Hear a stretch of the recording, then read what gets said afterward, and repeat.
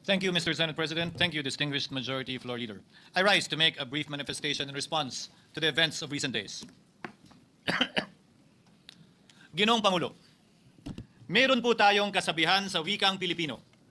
Kapag nagturo ka ng daliri sa iba, may tatlong daliri na nakaturo palagi pabalik sa iyo. Sa mga nakarang linggo, malinaw na nililihis ang galit ng taong bayan tungkol sa mga ghost at substandard flood control projects mula sa mga totoong may kasalanan patungo sa Senado at sa ilang mga miyembro nito. Tila pilit na ginagawang panakip-butas, ika nga at fall guy, at diversyon ang mga senador palayo sa Kamara at sa mga tunay na may sala. Klarong-klaro po ang script nito. Ipitin ang tatlong dating DPWH officials, pakantahin sa kanila, mema banggit lang na senador, habang pinagtatakpan ang mga congressman na tunay na kasabwat nila sa mga lugar na ginagalawan nila. Simple ang patunay dito. Kapani-paniwala ba na wala silang kinausap na kahit isang congressman nakaupo na totoong may hawak ng mga distrito sa lugar na ginalawan nila sa hinaba-haba ng testimonya nila dito o sa Kamara? Banggit sila ng banggit, name drop sila ng name drop ng pangalan ng senador. Mas kinaklaro naman kung inyong papakinggan na wala silang masabing direktang nakausap o binigyan ng anuman. Lahat ito para lamang ipako ang mga senador sa media at sa publiko at ilayo ang atensyon sa Kamara at mga congressman. Bakit nga ba? Dahil tila mas malaking isda, ika nga, mas mataas, mas kilala ang mga senador kumpara sa congressman? Umaasa sila na maiibsan ang galit ng tao sa kanilang mga anomalya ukol sa flood control at tuluyan na silang makakatakas mula sa anumang pananagutan. Isang tao lamang, Ginoong Pangulo, ang nasa likod ng script at sarswelang ito. Siya ang dahilan ng kaguluhan, pagkakaaway-away, pagkakawatak-watak na ngayon yumayanig sa ating bayan, maprotektahan lamang ang sarili niya. Ang pangalan niya ay matagal nang bulong-bulungan sa bawat sulok ng bansa, pero ngayon, unti-unti nang sinisigaw ng taong bayan.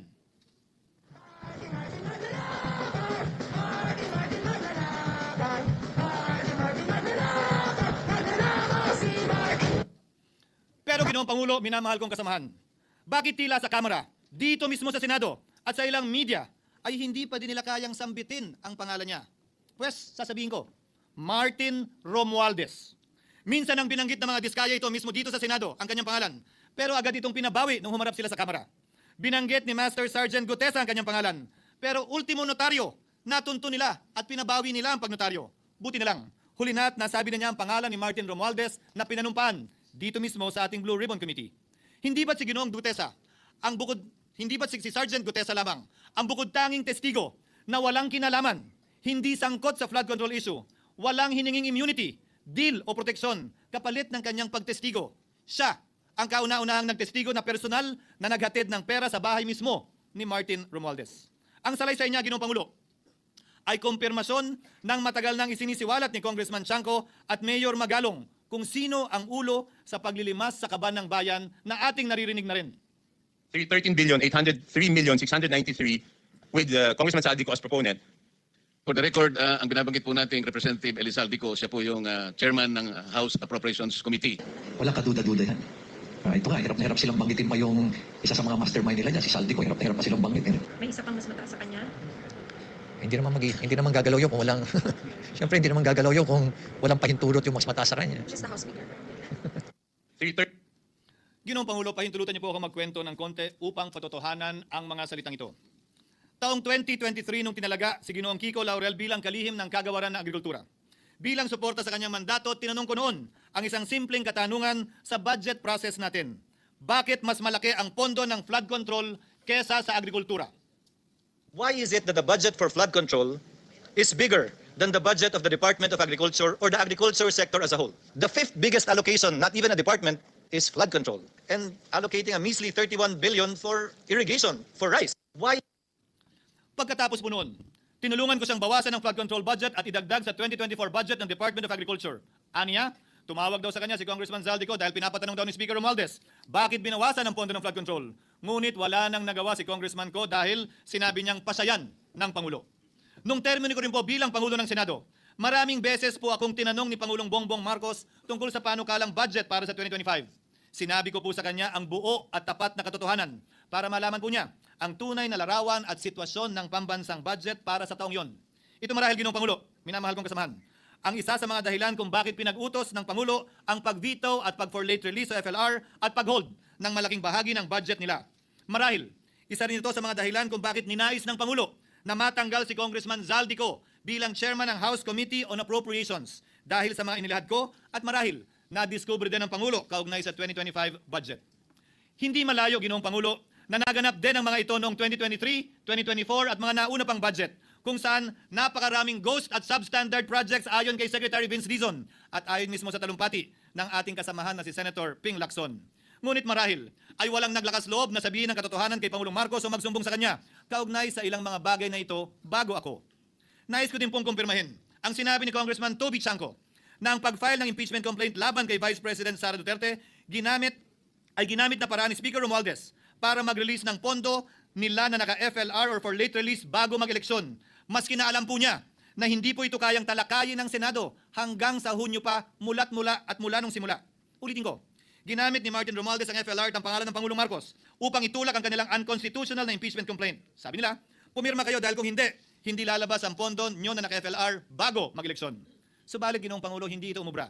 Hindi ito umubra dahil tinanggihan ito ni PBBM.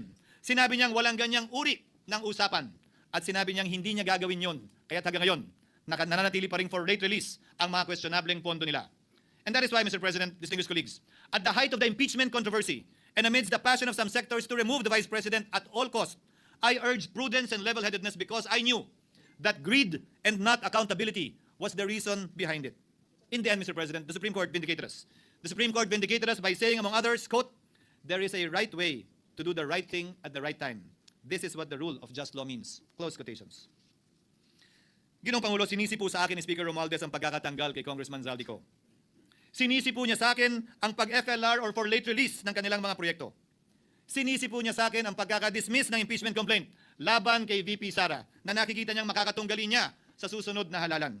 Sinisi din niya po sa akin ang pagkakasira ng kanilang maitim na balakin sa 2025 budget na nagawa nila ng walang balakid na mga nagdaang taon.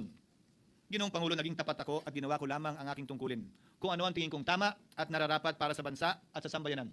Subalit, sa kabila po nito, nagsimula na ang lahat ng bira, paninira at kaso laban sa akin at sa Senado. At ang nasa likod ng lahat ng ito, walang iba kung hindi si Martin Romualdez. Ika nga ni Mayor Magalong na ngayon lamang nakita ko sinisiraan na rin ngayon. Bakit ko ba nilabanan at binisto sila Speaker Romualdez mula noon hanggang ngayon kung kasabwat at kasapakat lang din nila ako? Hindi ko po gagawin yun. Sa pinasakig ng tennis court, ang nasabing usali sinimulang pinatayuan noong 6 ng Oktubre taong 2022 at ang kontraktor, ang St. Gerard Construction na pagmamayari ng mga diskaya na nasangkot ngayon sa mga manumalyang flood control projects. Dahil dito, kwenasyon ng ilan ang pagiging special advisor ni Mayor Benjamin Magalong sa ICI. Lalabanan ko ba yung anlalakas na yan, sila Speaker? Lalabanan ko ba yung mga mayayaman na yan? Kung ako'y bulok, I fought for what is right. Ano nga ba ang ginawa nila sa akin? Una, hinalungkat ang isyu ng campaign contribution na tinanggap ko mula sa isang individual na may-ari ng kumpanyang nakakuha ng kontrata sa gobyerno. Inipit niya ang budget ng COMELEC sa Kamara dahil dito at binusisi ang di umano kaso kong ito. Subalit, Ginoong Pangulo, tulad ng sinabi ko sa simula ng aking talumpati, kapag ka nagturo ka ng daliri kanino man, may 3 daliring nakaturo pabalik palagi sa iyo. Anong nangyari? Hindi ba't biglang may lumabas na ulat ang PCIJ na ang dami naman palang opisyal, hindi lang senador, mas mataas pa ang tumanggap din ng ganung uri ng kontribusyon noong 2022 elections? Ang tanong ko ay simple. Kung legal at walang mali sa ginawa nila, edi dapat legal din at tama ang ginawa ko. Pero bakit ako lang ang iniimbestigahan tungkol dito? Higit pa doon, Ginoong Pangulo, hindi ba ayon kay Mayor Magalong merong 67 na miyembro ng Kamara na kontraktor? Ito po ay mga miyembro ng Kamara na may construction firm na nakakuha ng kontrata sa gobyerno. Kung bawal talaga ito, ibig sabihin ba niyan, bawal na nilang gastusin ang sarili nilang pera para sa kanilang sariling kandidatura? Bakit hindi din binubusisi yun? Bakit hindi inaalam yun? Ako lang talaga? Pangalawa, inintriga ni Martin Romualdez ang dating liderato ng Senado dahil sa pagkakaupo at pagdinig ni Senator Marcoleta sa Blue Ribbon Committee dahil marahil sa pananaw niya ay hindi siya safe kay Marcoleta. Ngunit, Ginoong Pangulo, sa hindi niya inaasahang pagkakataon, nung araw ding yun, nagsalita ang mga diskaya, pinangalanan ng 17 congressman na kasosyo niya, kabilang ang pagbanggit na naman ng pangalan ni Martin Romualdez. Karamihan sa mga kawani ng DPWS na nabanggit sa itaas ay paulit-ulit na binabanggit ang delivery ng pera ay para sa kay Zaldico na dapat at least 25%. Si Kong Marvin Rillo naman ay ilang beses na binabanggit ang pangalan ni Speaker Martin Romualdez bilang kanyang malapit na kaibigan. Isa na naman po itong patunay, Ginoong Pangulo. Kapag ka nagturo ka ng daliri sa iba, may 3 daliring nakaturo pabalik sa iyo.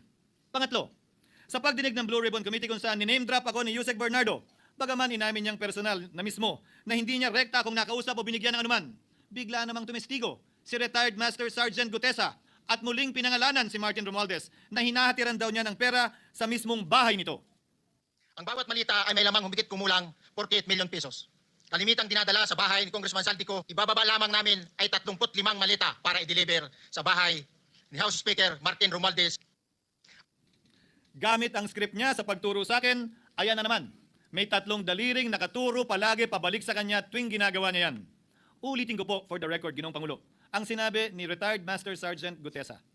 35 maleta ng pera na naglalaman na mahigit kumulang 48 milyong piso bawat isa o kulang-kulang 1.7 billion pesos sa isang delivery. Ay di umano hinatid niya sa iba't ibang bahay, sa iba't ibang pagkakataon ni Martin Romualdez. Subalit, sa kabila ng lahat ng ito, hindi ba nakapagtataka? Bakit hindi sinasama si Martin Romualdez sa anumang investigasyon? DOJ man, NBI man, AMLAC man. No ako po ay pinuntahan. No ako po ay dumalo sa imbitasyon ng ICI bilang resource person. Binanggit ko at tinanong ko din ito sa kanila. Ganito ba katindi ang kapangyarihang hawak ni Martin Romualdez? Na bagaman hindi siya speaker, tila the name that cannot be mentioned pa din siya at nagagawa pa din niya ang nais niya kaugnay sa isang mapamiling hustisya o selective justice. Halimbawa, bakit ang daming kondisyon bago ipasok ang mga diskaya na nagpangalan sa maraming congressman sa witness protection? Pero pag si Alcantara, Hernandez at Bernardo, walang ganong kaparehong kondisyon. Bakit hiniling agad ang freeze order di umano para sa asset ng mga name drop na senador? Pero maliban kay Congressman Zaldico na mukhang nilalaglag na nila, ni isang congressman walang request para sa freeze order. Pagdating naman kay Martin Romualdez na diniliveran ng bilyong piso sa bahay mismo niya, ang sabi ay, quote, "We will work on it lang." Bakit interesado ang lahat sa 6 na senador na idadawit di umano ni Bryce Hernandez na handang-handa tayong alamin sana kung sino-sino sila para mapagpiestahan natin sila? Pero nung sinabi ni Bryce na hindi pala senador, kung hindi kongresista lamang ang papangalanan niya, biglang naglaho ng parang bula ang atensyon. Parang wala na nagtanong. Parang wala nang interes para alamin. Sino-sino nga ba yung mga yan? Kung ako po yung tatanungin nyo, alam ko merong 6 na senador eh. May nagtatanong sa akin, bakit wala si Cheese? And my answer to that is, I'm almost sure, no, probably hindi ma-mention si Cheese simply because walang insertion doon. Si Sa Bulacan. Escudero, wala doon. Hindi po senador yung laman nung computer ko. So fake news yun, ha?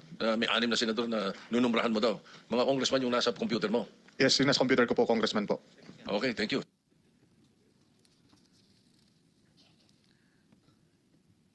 Nagkataon lang ba, Ginoong Pangulo, na ang mga nakaupong senador na dinidiinan sa ngayon ay ang dating Pangulo, dating Pro Tem, dating punong mayoriya ng Senado, na lahat nagkataon din lang ba na bumoto kontra sa depektibong impeachment ni Vice President Duterte o talagang tinumbok lang kami?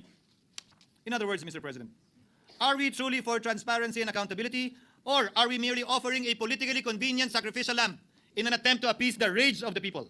What is painful, Mr. President, is that along the way, reputations have been disparaged and tarnished. Innocent persons have been implicated. And the Senate is slowly but surely being destroyed. Nagkataon lang po ba na ang lahat ng ito o ito'y sumusunod sa isang script, direksyon at basbas ni Martin Romualdez? Sa kanyang script na naglalayong ilihis ang galit ng bayan mula sa kanya at sa mga kasabwat niya at ituro ito sa Senado at mga senador. Ginoong Pangulo, ang script at sarswelang ito ay di uubra dahil napakalayo po nito sa katotohanan. Napakasama sa panlasa at tinitiyak ko sa inyo, hindi po ito matatanggap at lulunukin ng sambayan ng Pilipino. I've been in public service for 27 years. I've never been accused nor charged with corruption. This is the sterling record which they are trying to tear down, and I tell you, they will not succeed. I will defend myself, Mr. President, against these malicious and false allegations. In fact, I have already filed and will be filing necessary and appropriate charges against my accusers and prove them wrong. And with the help of the Almighty, I will be vindicated and declared innocent, I am sure. Kaya ko po ipagtanggol ang sarili ko, Ginoong Pangulo. Ngunit, Ginoong Pangulo, sino po ang nagtatanggol sa ating institusyon? Kaya't ang aking tanging hiling po sana sa inyo, Ginoong Pangulo, at sa ating mga kasamahan sa Senado. Labanan po ninyo at huwag niyong pahintulutang ang mapamiling hustisya na lantarang nangyayari sa harap natin ngayon. For what is happening now is selective justice and mob justice. Members of the Senate have been thrown off a cliff before the court of public opinion in an attempt to mollify the people's rage, thereby covering up the real perpetrators and giving them a chance to get away. Mr. President, I will not allow justice to be weaponized against the innocent to protect the guilty. Because this corrodes the legitimacy of the law before our people's eyes. Wala pong naniniwala, bagkos lahat nagtatanong, bakit walang congressman nakasama sa investigasyon? But what about the other congressmen in Bulacan? Why haven't they been questioned? Called out, yeah. You think that they do not know what's going on? Ginoong Pangulo, mga minamahal kong kasamaan, huwag po tayong sumunod sa script ni Martin Romualdez. Labanan po natin ang script na ito. Pasagutin at imbestigahan lahat ng niname drop at nabanggit, congressman man, senador man at iba pang opisyal, at dapat kasama dito si Martin Romualdez. Ginoong Pangulo, hindi ba natin nakikita? Napili tayong pinag-aaway-away. Mayaman, mamamayan laban sa lingkod bayan. Lokal laban sa nasyonal na opisyal. Congressman laban sa kapwa congressman. At ngayon, senador laban sa kapwa senador. Pamilya laban sa pamilya. Pilipino laban sa kapwa Pilipino. Ginoong Pangulo, tandaan po natin, mas madaling manipulahin at ang nag-aaway at nagkakawatak-watak na bansa. At ito ang eksaktong gusto nilang mangyari. Ito, sa aking paniniwala, ay bahagi pa din ng script at sarswela na nais palaganapin ni Martin Romualdez upang lituhin, guluhin, linlangin at sirain ang ating lipunan at bansa para lamang huwag siyang mabisto. Sana ay huwag nating payagang mangyari ito. Ginoong Pangulo, tulad ng sinabi ko sa simula ng aking talumpati, sa kada mapang-akusa at mapanghusgang daliri na ituturo ninyo sa inyong kapwa, lalo na kung walang basihan, merong 3 daliring palaging nakaturo sa iyo pabalik. Sana po, maging mapanuri tayo. Huwag dali-daling magturo at maghusga dahil lamang sa napakinggan. Huwag tayong sumabay, kumampi at magpadala sa script at sarswela ni Martin Romualdez. Kung kayo ay kakampi ni Martin Romualdez, pues sumunod kayo sa gusto nila. Una, maniwala kayo sa mga sinasabi ng testigo niya na nagtuturo lamang sa mga senador. Pangalawa, ibuhos niyo ang galit niyo sa Senado at ng mga senador at palayo kay Martin at sa mga congressman.